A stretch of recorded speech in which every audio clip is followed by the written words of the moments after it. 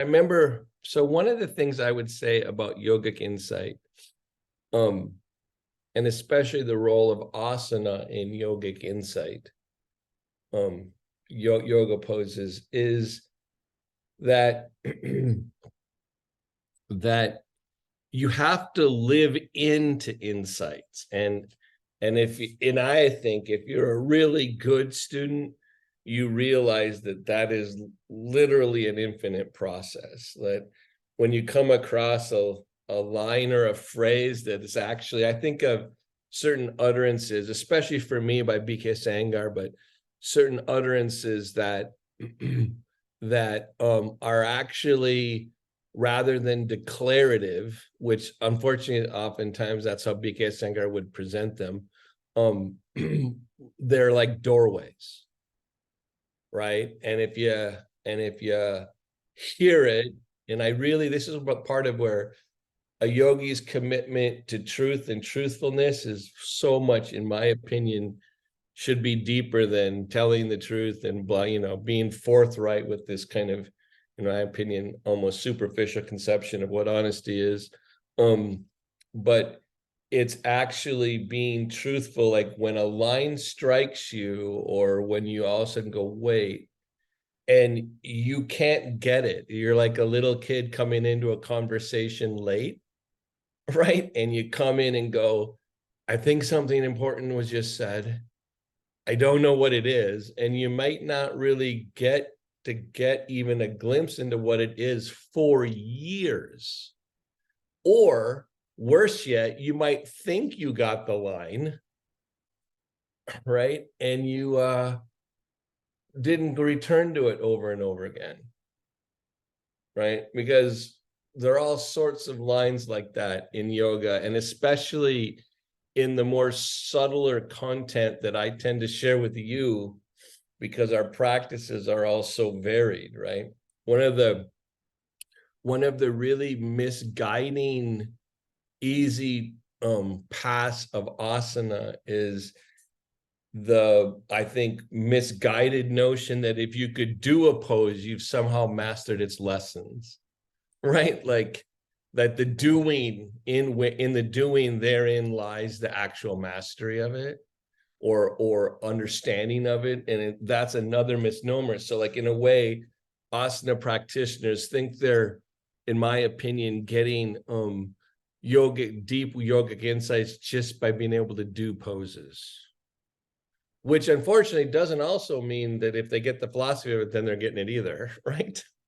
It's all over the place. But here's something I've been thinking of, and I thought I wanted to teach something I think I've taught before or shared before, but again, I'm having new insight into it, because that's who I like to be as a student, which is Tadasana, actually. But I remember early on in reading, I think, Light on Yoga, I remember, here's the thing that I kept thinking about. He talks about different, and the word he uses, and I don't know if it's just because how it was translated or what, but the word he uses was different she's of awareness.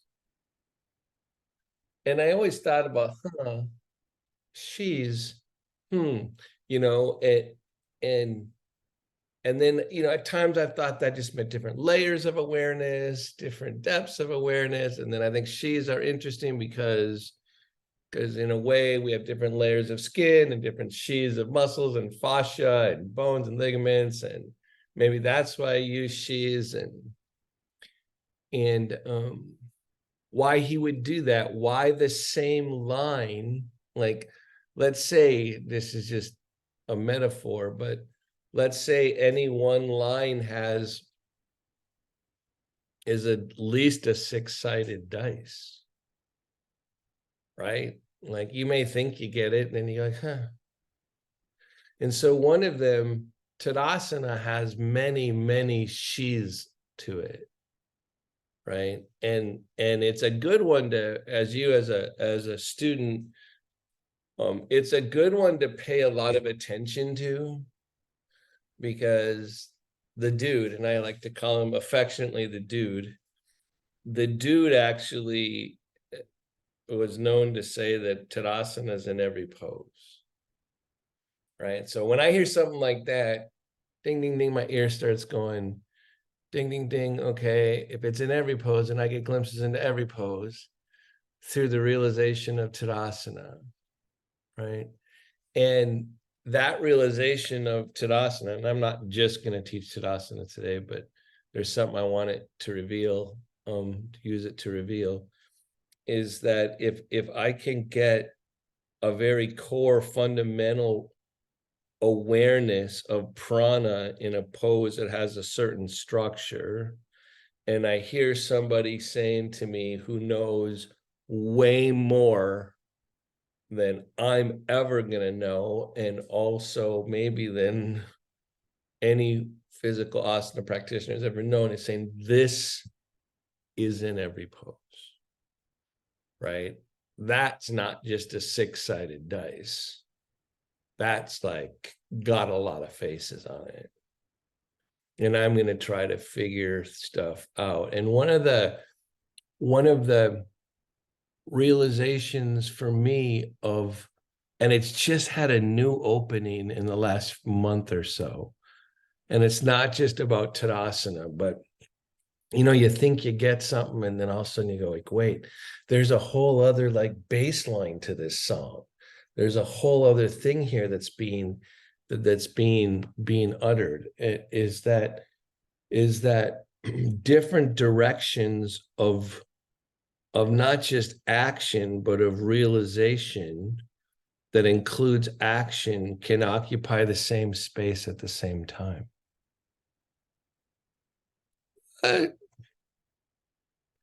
What? And then remember, he's got a language problem. So he's trying to figure out how to say something like that to a student. And then he starts coming up with different she's and layers. Now, for the mind, by the way, one of the very things that makes minds really powerful, but also incredibly limited, is that minds, the logical part, the rational part, can make a lot out of contradiction. So like the idea that two things can occupy exactly the same space at the same time is logically not possible for that to occur, right? Like any kind of contradiction, if you can show A and not A to be simultaneously embedded in someone's argument, that you have the end of the argument, right? But that's just for the mind, right? Contradiction is fundamental for logic, right? Not for the body, not for the realization potential of the body. So if my mind tries to understand simultaneous directions and movement in the same space, right? My mind can't get there. So I'm on the hunt, right? Because the dude still utters stuff like this. So it's like, wait, I got to stop thinking this realization is mind driven. And I also have to realize that it's not body driven, because one of the ways you can parse things out like this in your body is because there are different layers of activity in your body that look like they occupy the same space, but they're not in identical same space. One's the skin level, one's the muscle level, one's the bone levels. They're different sheaths. One's fascia, one's this, one's that. So you get to look, although it's not the same space, they're vertically integrated. And you get to different layers for your mind to be able to parse out the different layers, right? So thank God for asana for me, because it's like it gets me to get like a way. So then believe me, I'm coming back to Tadasana now.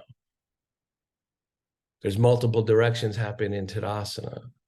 What's wild about being a spinal cord injured person and not having, quote, sensation in 2/3 of my body, right, is that I don't get the option, and I try to share with this to you a lot. I don't get the option of parsing out an energetic realization through the physical body. meaning that one way to parse out simultaneous action in Tadasana and movement is to be able to differentiate, for example, the muscles on the backs of the thighs and the bones of the femur bone. So if you can differentiate that, by the way, or the sitting bones from the low back. So again, like if you can differentiate that, right, then something starts to happen and something gets revealed. What's wild about living with a disability is that I can't do that, and yet I get access to the same insight that someone might get there physically. And it's not just being mental. What's the landscape I'm in again? Suddenly I hear the dude saying shit, waiting for me to catch up. There's different layers, different sheaths of happening simultaneously in poses. And your mind's not going to get there because your mind's going to shut down. So you need some combination of an open mind, a body that can differentiate the outside of different layers and parts, but then the realization is something else again. So remember, pretty soon I'm going to ask if everyone's lost yet, right? Yeah, it's all right. I'm going on forever. I just want to like stop and pause and say, I feel like I should hug myself because I know I'm out on a vine, right? Right. And I still like myself, right? Is that in the same space? So everyone hit your sits bones down and slightly lean forward. Okay. So I'm just trying to give an example here of the stuff I'm talking about. If my mind just pay attention to the physical, by the way, I can't feel my sits bones, by the way, just so you know. Except I can, but I can't. What the hell? What the hell's going on here? What world am I living in again? What's the landscape of asana? Okay. Okay, so if I lean forward and hit down and rise my low back up, and I do it, and then I go back, and then we do this all the time, every freaking class. Down, up, happen. So when I say go forward, go down, go up, happen, down, up, happen. Anyone want to tell me are you doing it? Don't just listen to me now. What's the happen part? Anyone want to tell me what the happen part is? What do you mean this damn instruction, down, up, happen? Forrest, what do you got to say there, bud?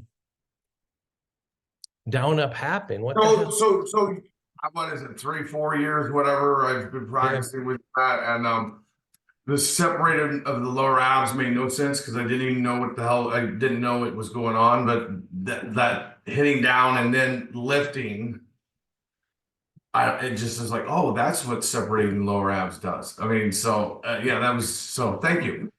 Yeah, no, it's one of those things where, again, and by the way, it's been longer than that for us. You're actually denser than that. Like it's been like longer. I've been hanging out with you for like I think like 5 or 6 years, but me too. I'm still getting it, Forrest. That's the thing. Like I'm 32 years in and I'm still getting it.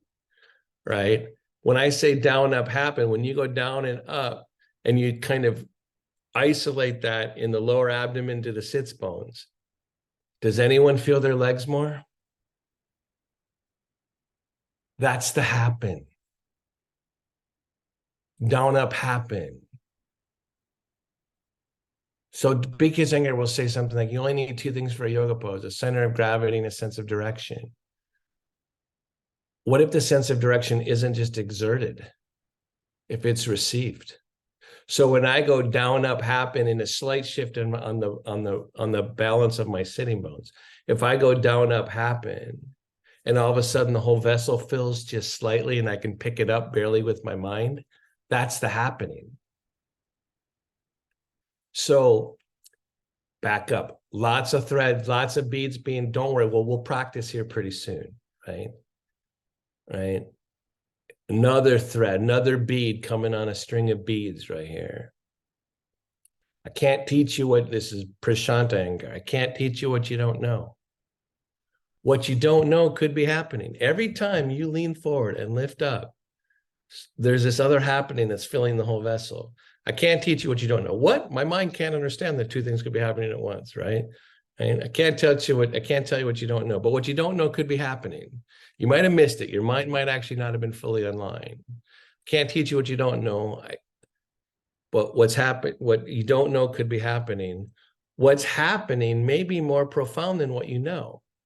Meaning that the way that all of a sudden you feel your whole body, that phenomena that has nothing to do with the physical action exactly, except it's triggered maybe by it, that phenomena might be way more important, more profound than you know.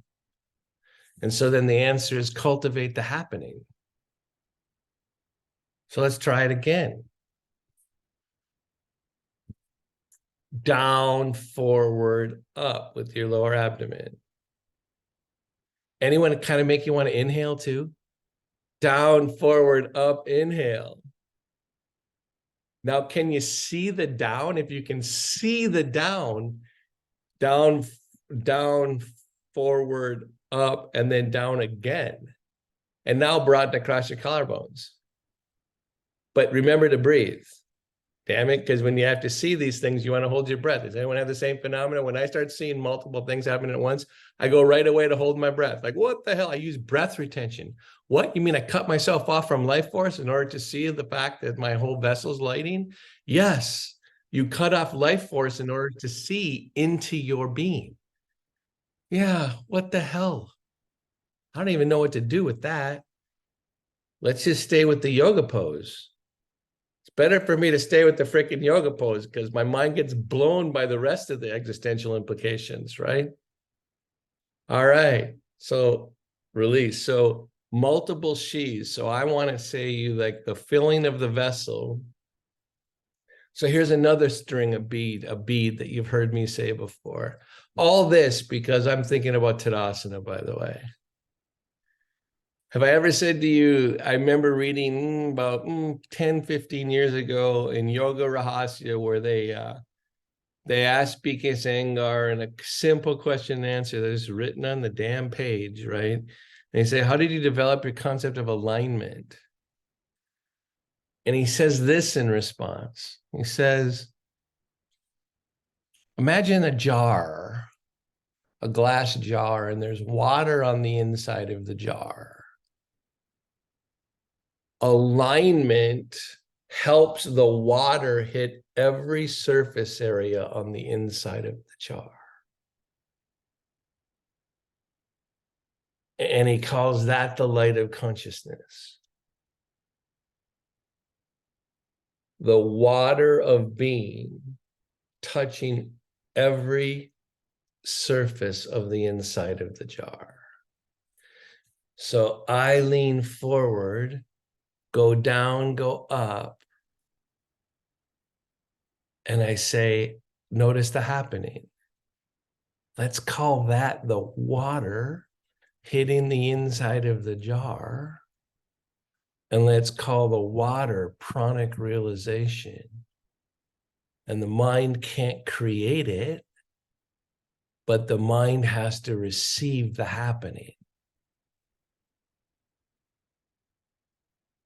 What?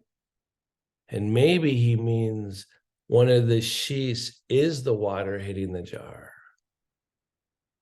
And that's one of the sheaths that's happening in the yoga pose. Who's lost? Okay, someone say something as to how they're lost. Samantha, how are you lost? I think I might be too lost to really explain how I'm lost, but Okay. I'm feeling my way through this. I like the water in the jar. I'm kind of getting the feeling of it, but I don't have. Can I give you the tip? Yeah, The most important, when you come forward, hit down and rise up, do you feel more of your legs? yeah. Do you feel more inward? That's the most important thing of everything I've said. Okay.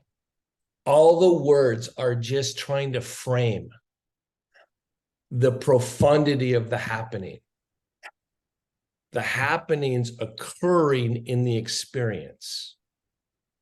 Your asana practice is fundamental. You just have to realize what's happening. So all the words are just a frame. Angelique, why are you lost? I was lost for the same reason that Samantha was lost, but I found, I got it, that whole part about the water in the jar and then the happening, like the hitting down to go up. And I found my legs and I breathed and I did all that. But with all the chi and the layers of chi, that's where you lost me. My mind went somewhere else. So whenever you get lost, forget what I'm saying. Tune me out. I'm serious. That's what people don't realize about the importance of their own practice. You need to stop when your practice can't receive it anymore. But then I had to come back in because of the jar of water and the Totally. That's why I kept talking. Right? Because different descriptions are going to hit different people. Right? And they're going to bring you backwards and forwards. Don't indulge in your own confusion. That's a really big thing for a yoga student. Because guess what? I sit around a really senior Iyengar teacher and my mind gets blown and I have to go to sleep. Right? I get confused really fast. A lot because I can't do physically all the minutia of what they're trying to get me to realize. I literally have a less particular vehicle. I have less control in my body. So I can't get there how they got there. So my mind is going to get confused. Right? So again, go back to your practice over and over again and know that I'll be saying the same things in 20 freaking years. You know why? Because I'll be working on the same things in 20 years. Because the happening is infinite. Hands together, if you can. I've been trying to show you a lot in this pose. I've been trying to get you to realize the connection between a grounded base, the spreading palm, and the center of your chest. I've been trying to tell you things like make the connection, smile with the center of your chest, and let the smiling center of your chest open the palms on your hands. And then catch it with the skin on your palms. And as you do, drop your shoulder blades, broaden between the space in the shoulder blades, and smile with the center of your chest again. Now soften your jaw, the inside of your mouth, lips together, teeth slightly apart. Feel the bottoms of your feet. And be grateful that you don't understand everything. And prepare your mind to do yoga.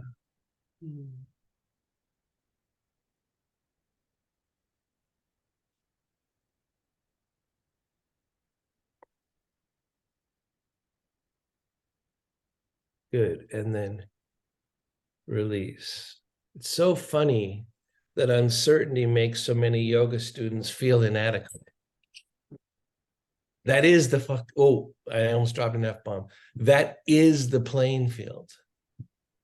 Your uncertainty is the sandbox. You don't want to win your sandbox, for God's sakes. You want to imbibe in the sand in your sandbox. You don't want to win it. You don't want to outgrow it. Start moving around. Lighten up your spine. Do the things we're used to doing. The same things, the same repetition. And maybe with all these words, there's a glimpse of a different frame for you to realize what's happening, right? Right? Move it around. Like I've lately been wanting to differentiate this, anchor the center of my chest and the movement of my neck different from the center of my chest, because I can hear the dude saying in my head that I never heard him say, You know, when my body's in pieces, my mind can be more unified. So I can keep the center of my chest separated from the length of my neck. My mind can be one, but actually my mind gets quieter. And when I can separate the center of my chest from my length of my neck, what the hell? I feel my legs more?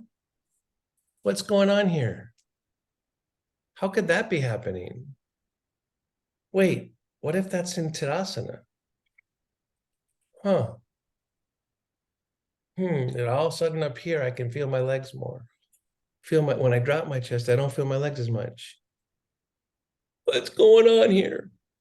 What's the water? What's the jar? I have no idea. Except I do. Because I do this all the time. Spread your legs. Get them apart. Make some space. Feel some air. Be in more space rather than less. Change your center of gravity. Change your point of contacts with the ground, with your chair, with everything. Introduce variation into your life, right? So now I'm doing the thing I always do, because I like feeling the same things over and over and trying to realize different sheets of happening. So we spend a lot of time doing things like dropping, leaning forward, pushing out against the knees, lengthening the spine and lifting the chest. We've been doing this a lot, week in and week out, getting kind of a pumping action, right? Oh my God, he's teaching the same class again. You're damn straight I'm teaching the same class again. If I don't learn over and over from the same thing, I get lost. Then I'm going to shift gravity a little bit and go over. But I'm thinking, what's happening when I'm shifting the gravity? Why do I move better? So those of you that are moving a little fast, go slower. Those of you that are moving too slow, go faster, and you're shifting back and forth, right? Do them both, for God's sakes. There's no one way to realize what's happening. Here we go. Here we go. Well, somebody's on. There we go. Someone's not muted, right? It is. There we go. Looks like someone's trying to get in. I better open that up in a second here. And then, of course, I'm going to do what we always do. I'm going to take up even more space. So I didn't go over my head. I went out this way. I wanted my arm to be a horizontal expansion. And then to get the horizontal expansion even better, I'm going to go down through my sitting bones and rise up. Am I at Tadasana again? What the hell? And then I go the other way. So the down and the up, the multiple directions. I go horizontal and into space, and I do it by being more grounded through the inner space, through the midline. And I'm making sure I hold on to things and stay balanced, right? I'm expressing my life force out. But in order to express my life force out, I have to go through my core down to the floor and then back up. And they're traveling through the same inside of the jar, right? And my body's going in different directions and doing different things. But in fact, all these she's are traveling through the same spaces. And my mind can't make it, but my body can feel it. Right? What the heck? I kind of like this. Right? I kind of like feeling this, that there's more of me.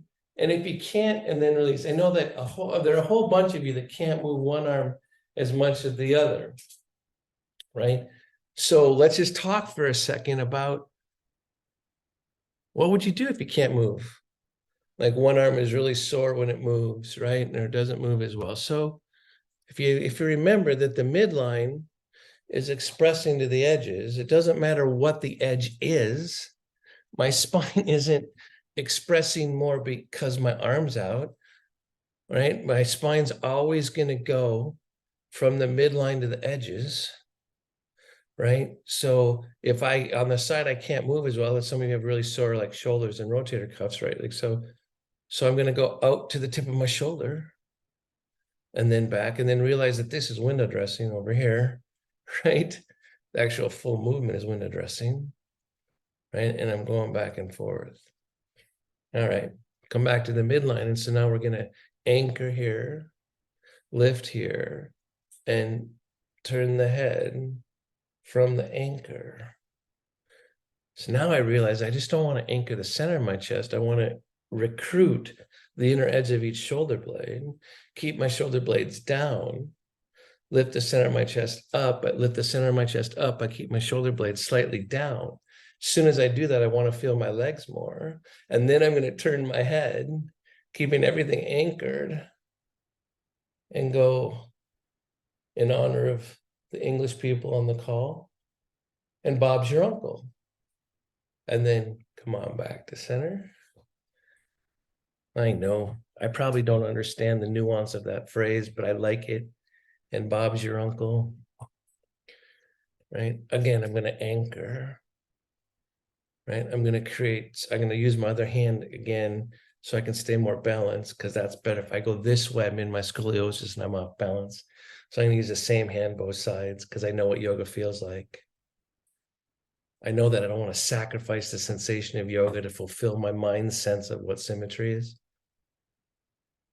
Right. So now I'm going to anchor, and I'm going to feel the anchor here. I'm going to recruit each edge of my shoulder blade. As soon as I do, I'm going to hit down through my sitting bones, and I'm starting to turn my head. But I'm keeping the whole structure anchored, because I want to keep the center of my chest peaceful inside of the anchor. Wait. And then come on back to a second. What the hell does that mean? I want to keep the center of my chest peaceful inside of the anchor of anchoring my sternum and recruiting my shoulder blades to do it. What is that, simultaneous sheaths again? What the hell? You mean I can work on the physical thing and I can anchor and keep one part peaceful and one side open and be talking about the same space? Yes, indeed. Cultivate the happening. Don't try to understand it. Right? Down again, I'm anchoring, like, wait, I'm going to stay peaceful as the outer sheath cranks into the turn. I don't want to crank it. I want to try to figure out how to get the water to gracefully hit the side of the jar, not squirt it to the side of the jar, not force it to the side of the jar. I'm going to keep simultaneous awareness in the same space. For God's sakes, could it be this easy? No, it's not this easy. All right, so now finally to Tadasana, for God's sakes, right? So I'm going to back up and think, do you know that the mountain goes up, right? So I like the majestic part of the peaks, right? But the thing I like to remember is I like to think about a mountain against blue sky, because the blue sky is majestic and the mountain tip goes against the contrast of this air and openness. So if I get too lost in the mountain part and not the air part above the mountain, I kind of miss some of the grace of the pose. If I force the outer shape of the mountain too much, I lose connection to the blue sky. I lose connection to a giving earth underneath. All these things, what the hell? Yeah. Yes, it's exactly what it is. So now the core has to come to the midline. Anyone remember lately I've been doing all this stuff about letting my legs flail out and then go into the midline? Remember, when I bring in my femur bones, because my legs tend to roll out, when I bring my femur bones more in line with my hips, right, I'm actually moving water on the inside of the jar. It's whether I can catch it. So what's great about asana is that it'll move the water. The question is, can I catch it with my chest? Right? So the alignment of my femur bones, can I catch it and bring it to the sky, but from the earth to the sky, and then release. See what happens though, this is where it gets more complicated. When my knees come together in better alignment, my femur bones get aligned and I catch it and I reach for the sky. I don't know about you, but I tend to pull away from the earth. My mind follows the sky and doesn't stay with the earth enough. So at the time that I catch it, get the core of me going up towards the sky, toward a majestic blue, I got to make sure I keep extending down below my sitting bones so I can keep connected to the earth, because guess what a mountain never does? It never jumps off the earth, ever. It gets the blue sky by staying rooted in the earth. What the hell? I just thought they were mountains. No, they weren't just mountains. So I'm going to have my leg wide again. I'm going to catch the river current. I'm going to try to, as I get this, I've noticed it already splashed water to the inside of my chest jar, right? So I'm moving my legs in, I'm catching it, and with a sheath of me that's behind my eyes and not in the action, I'm going to keep extending my sitting bones down to the ground to empty space. Somehow I'm going to go this way from a different sheath of my consciousness that's not my imagination, that's emanating from my spine, right? Legs together, up and down. In order to go down, I call that moon energy. I have to surrender. I can't get there by trying harder. Good, and then release. So there's a sheath that tries harder. There's a sheath that has to receive more. Yes, in every pose. Again, in, catch, up, down, water hits the side of the jar. Want to inhale, want to exhale. My exhalation helps me feel the rise towards the sky through the corridor. My inhalation expands in every direction. All this in Tadasana. All this in every yoga pose. Saith the dude, right? Again, I'm going to release and let everything crumble. Here's how I go through most of my life. Now I'm going to teach my mind. I'm going to go from the crumble back into the shape, right?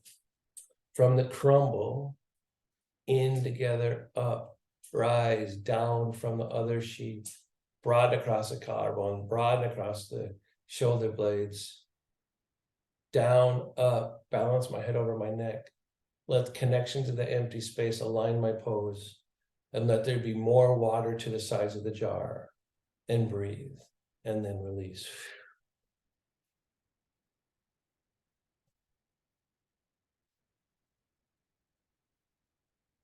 There's more happening than you know. I can't teach you what you don't know. So like if I try to teach all these weird shit about sheaths and try to have a language with you, and I can't teach you what you don't know, but it could still be happening. And then what's happening when the water hits the side of the jar might be more profound than what you know when you started. Your only recourse is to cultivate the happening, right? And let your mind learn slowly over time stuff that your body's living every second of every day. Your body lives this every day, and your nervous system gives all this information to your brain. You just listen to part of it. Because if we listened to all of it, we wouldn't be able to make coffee in the morning, right? We wouldn't be able to do things because there's too much.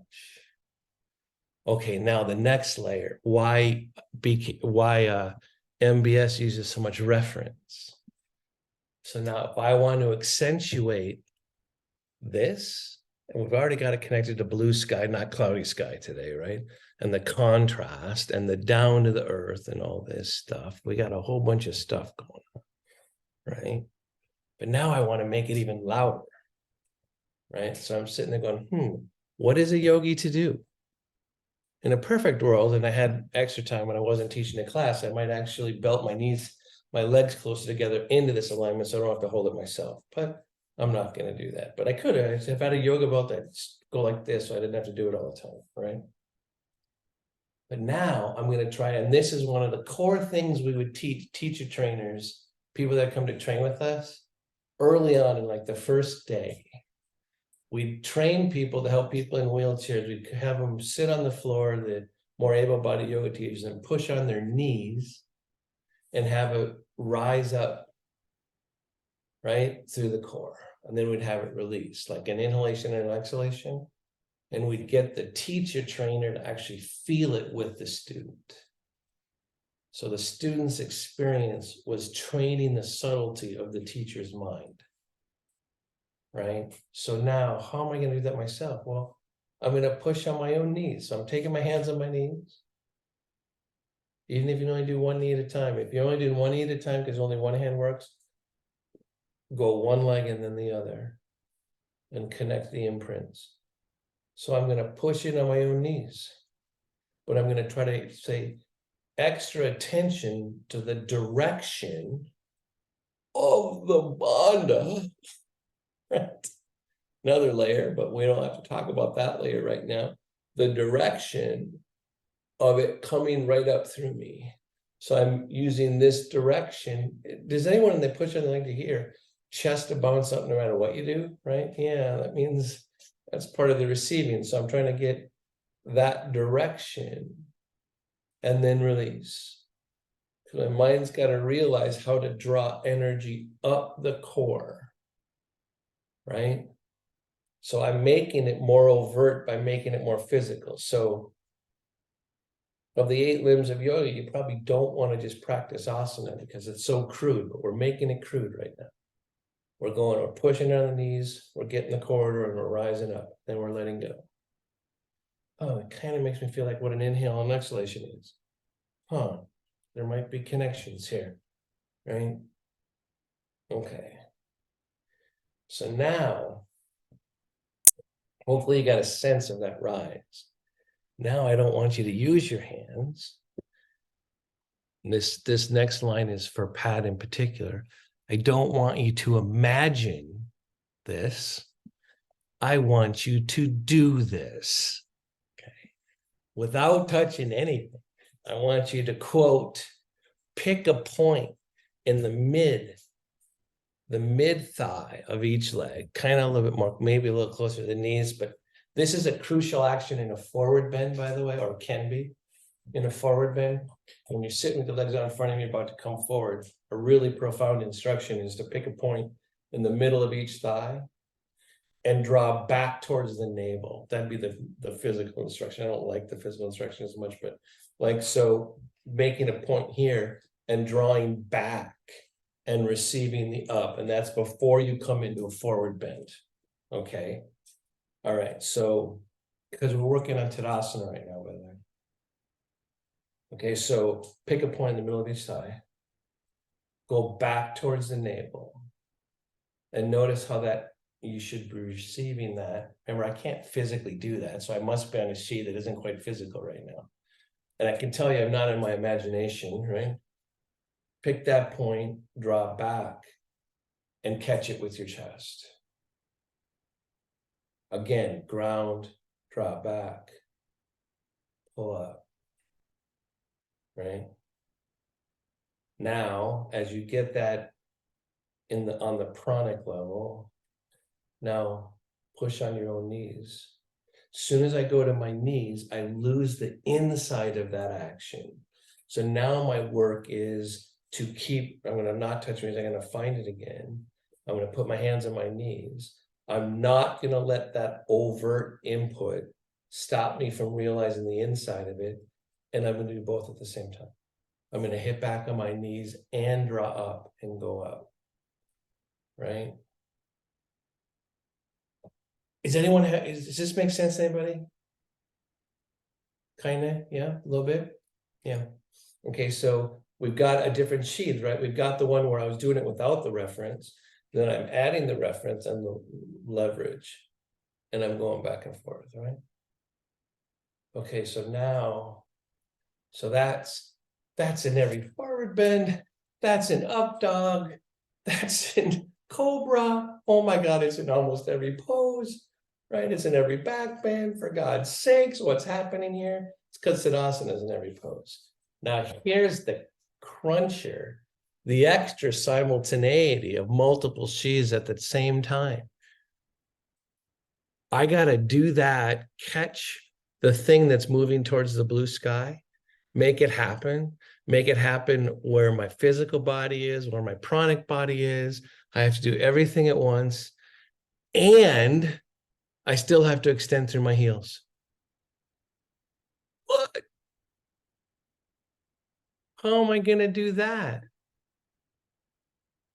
How is my mind gonna see everything rising from earth to the sky and extend down through my legs? Well, this is in every standing pose. So remember, Tadasana is the first standing pose. It's a simplified version of every standing pose. And it's in every yoga. It's in every standing pose. It's a good thing to pay attention to if you're not standing a lot, just so you know. All right. I do like, I'm catching Audrey taking her arms overhead, which is exactly what you should want to do. I can totally see why you'd want to do that right now. She did this. Let's see why she did this. Makes sense. Pull it up, make some space, for God's sakes. Which is actually, she's interacting her fingers, but when she did it this way, she's actually suddenly throwing in a headstand really quick. I know, it's all intuitive. It doesn't have to be literal. It can be intuitive, right? So this is what Audrey's doing to offset the overwhelm of all my words. She's a smart yogi. I agree with that choice. Okay, so now we're at the next layer, right? We're at the next layer, right? So I got to figure out how to extend down from the inner groin to the inner knee to the inner heel while I'm catching the other direction up to the blue sky of Tadasana, right? And so if my mind tries to do this, I'm going straight to hell. I can't do it with my mind. Can't do it. Doesn't make sense. So now I'm going to put my hands on my knees. I'm going to play tennis with myself. I'm going to have certain movements. I'm going to hit it back over the net. I'm going to catch the other side of the net. I'm going to hit different she's back and forth. I'm going to practice it, right? People are wanting to move their arms because this Tadasana stuff is just too hard. I get it. It's only taken me 32 years to get excited about this stuff, right? Now, how do I get this rise towards the sky and extend through my feet?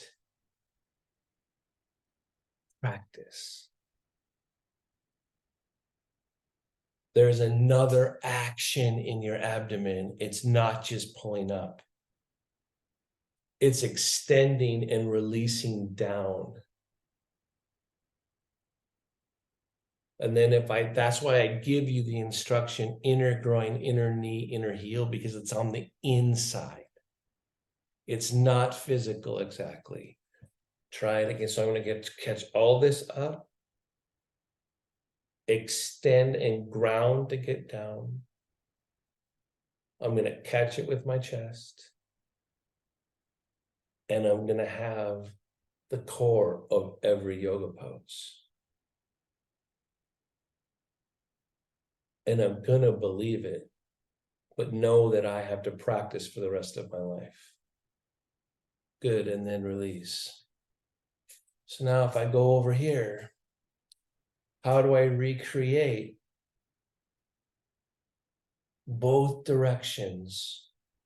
If it helps you to move your arm, go ahead and move your arm, right? But I want both directions simultaneously coming through my core in the same space at the same time. And then I'm gonna sing like a choir towards the sky by taking my arm out. It's just an expression. And then this way. So I've got it going on in a pose we do so much of. And then I'm going to think about how I come into it. And I'm going to make sure everything stays with me. Tadasana's here, up, down, through my legs before I take my arm out. She's layers within layers happening. Right? And then I'm going to do all this and I'm going to twist. I'm going to come forward. I'm going to ground. I'm going to grab. When I do this, I'm going to realize that helps me with down. I've got to receive the splash of the water up. I've got to, as I receive the splash of the water up, I got to let it seep down into the ground, into the earth, into my feet. And then I've got to direct it from the inner groin to the inner knee to the inner heel. And then I'm going to open and I'm going to twist and I'm going to reach back for the majestic blue sky with the center of my chest. And I'm going to make sure the peak, see, I got to stop collapsing right there. I'm going to make sure the center of the peak allows for the air on each side of the peak. And I'm going to, as I do that, I'm going to feel the down. It's both. It's traveling through my spine in multiple directions at once. There is no direction to prana. There's every direction. There's a line and a half. I'm just beginning to realize there's no direction in prana. There's only every direction. So in my book, I've introduced the word everywhelm, not overwhelm, the everywhelm. Right? Because when you start to realize that prana is going in every direction at once, holy cow, my mind just like blows a fuse. So I go back to my body. So I'm going down and I'm going up and I'm hitting all the way down through the core. And I'm starting to twist my spine and I'm opening and I'm catching the blue sky here. I'm making sure I'm going down. It's going through the same space. My spine is freaking magical. It's magical that it can do all this stuff. Good, and then release, and I come back. I'm just gonna rock back and forth because I'm feeling a little bit overwhelmed. So I have this image in me of this scene I saw in the San Diego Zoo. It was a very sad scene. It was a grizzly bear that was caged for too long, and he was clearly having like a mental breakdown. And he was walking in the same circle, shaking his head in the same place, letting spit come out, walking around and pacing his cage because he's obviously dealing with, he didn't want to be looked at, but he had nowhere to go, right? And so that can be a negative image, right? But then I think about what was smart about what the grizzly bear was doing, right? He was ritualizing repetitive movement. So I'm going back and forth right now because I just had a lot of stuff happen, right? A lot of stuff just happened. So I'm smiling, I'm being with the grizzly bears. I don't know why that image comes to me all the time of the coping ritual body to help my mind not be overwhelmed. I think that grizzly bear might have been super smart. I don't think he was just despondent. I think that there was more going on. And I'm going to learn from him. Right? Because my mind actually can't get what yogic realization is, not by itself. And then I start to take it seriously why Patanjali tells you to calm the mind down, slow down the oscillations to receive the everywhelm. Right? Kind of happy about the everywhelm. So I'm going to sit up and start practicing symmetry for a second. And I'm going to realize in the shavasana that seems to turn me off, I'm actually receiving in every direction. So when you're trying to get your body to receive in shavasana, you're trying to let the water naturally go to all the sides of the jar, right? Because that's what it wants to do. You just hold it back. your spine's just looking to exhale relief through your body. It'll do what you want. It'll move your limbs for you when you want it to.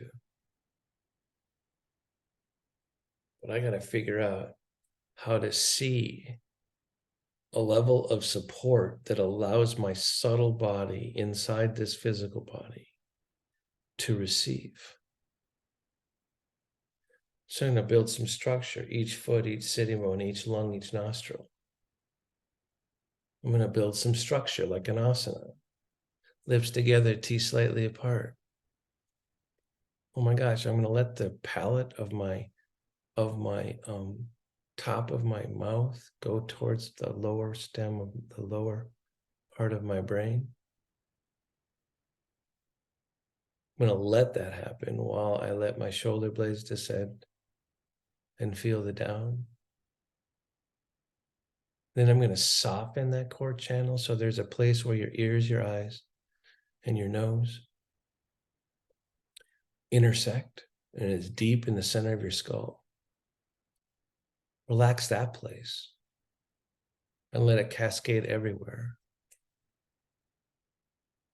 And then let that go all over your body.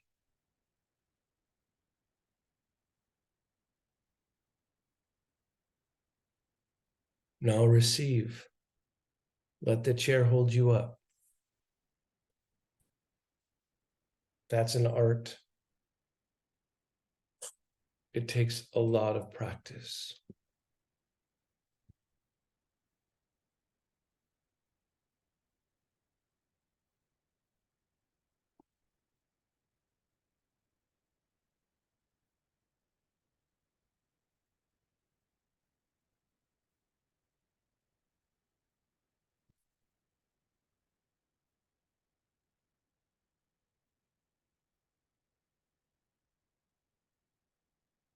Let your invisible be nourished. The backs of your eyes.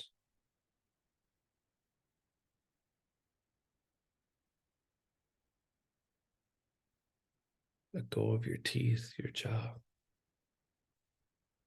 your throat.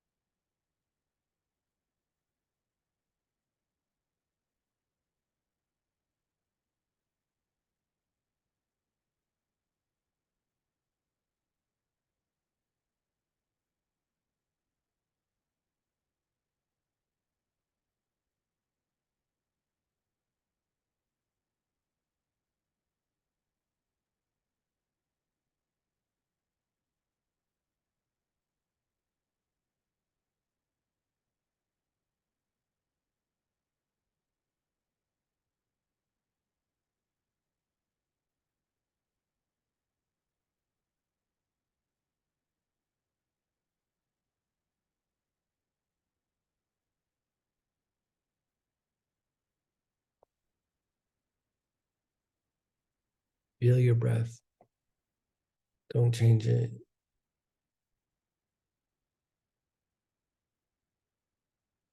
I hope you realize to thank your body.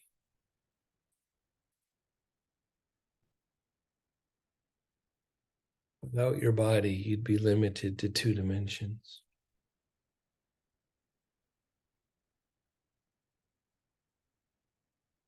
You'd be stuck in black and white.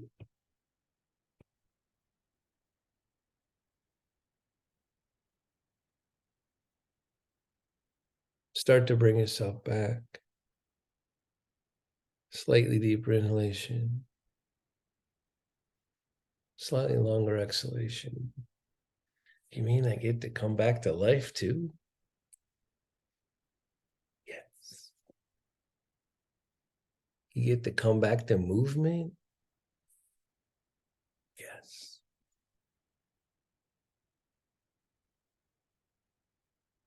When you're ready, open your eyes, let the light in. It's snowing here in Minnesota.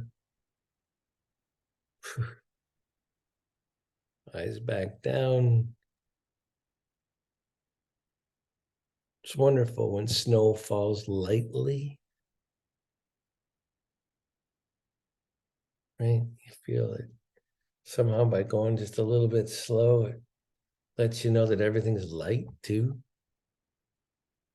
Right? It does a couple different things.